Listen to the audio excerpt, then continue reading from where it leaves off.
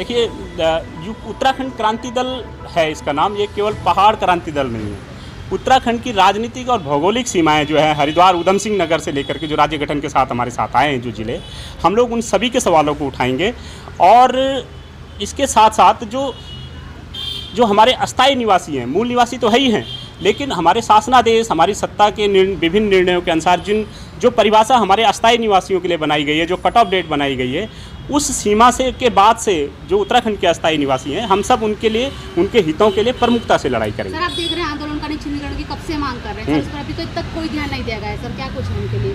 आंदोलनकारियों का चिन्हीकरण ही नहीं, बल्कि आंदोलनकारियों के कई मुकदमे अभी तक लंबित है। आपने देखा होगा कि सरकारें जब अपने पे बन आती है तो देश के टॉप मोस्ट लॉयर को खड़ा कर लेती है, हाईली पेड प्राइवेट वकीलों को खड़ा कर लेती है, उनके पास सरकारी वकीलों की पूरी फौज होती है, महाधिवक्ता होते हैं, अपर महाधिवक्ता होते हैं। उन सारी टीम होने के बावजूद भी वो 25-25, 30-30 लाख पर हियरिंग वाले एडवोकेट्स को लाती है, सुप्रीम कोर्ट के एडवोकेट्स को हाई कोर्ट में खड़ा करती है।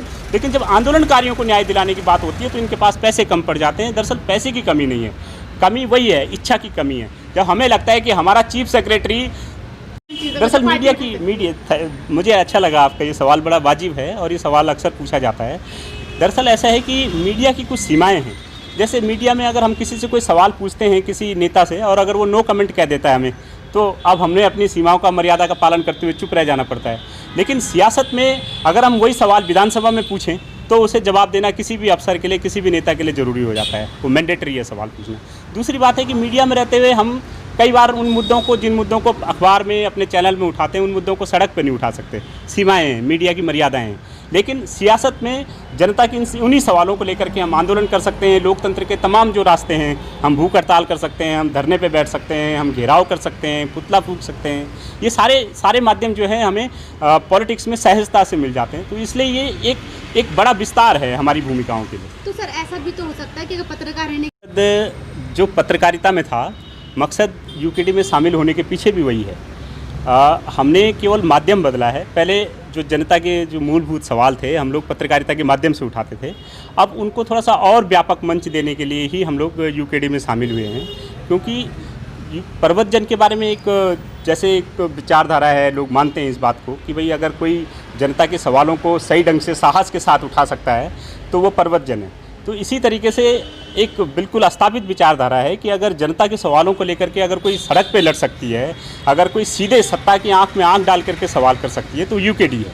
तो इसीलिए यही सब सोच करके मुझे लगा कि जिन सवालों को हम पर्वतजन में रह के उठा रहे थे, उन सवालों को अगर अंजाम तक पहुँचाना है, उनका अगर माकूल हल निकालना है, तो यूकेडी एक ऐसी सियासी पार्टी है जिसमें ये सफल हो सकते हैं। सर, आपको बिल्कुल सही बात है, ये हो सकता था। और अक्सर आपने देखा होगा कि कई सारी पार्टियां ऐसे हैं कि वो प्रोफेसर भी हैं पत्रकारिता के, वो मीडिया कमेटी में भी हैं सरकार की, और वो संगठन में भी हैं।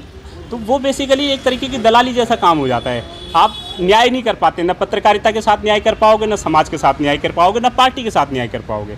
दरअसल जो हमें यूकेडी में जो हमारे चाहने वाले हैं, वो तो हमेशा ही चाहेंगे कि हम पत्रकारिता में भी रहें और यूकेडी में भी रहें।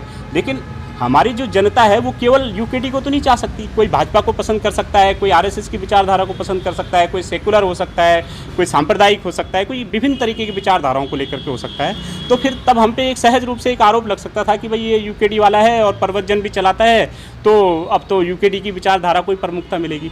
और उनका माइंडसेट या उनका नज़रिया हमें देखने का वैसा ही हो जाता, और हम लोग नैतिक स्तर पर इस रूप में सहज महसूस नहीं कर रहे थे। इसलिए हमें लगा कि भले ही उद्देश्य दोनों के एक हैं, लेकिन रास्ते बिल्कुल अलग अलग हैं, इसलिए हमें पूरी तरीके से एक रास्ता चुनना पड़ा। Sir, UKD party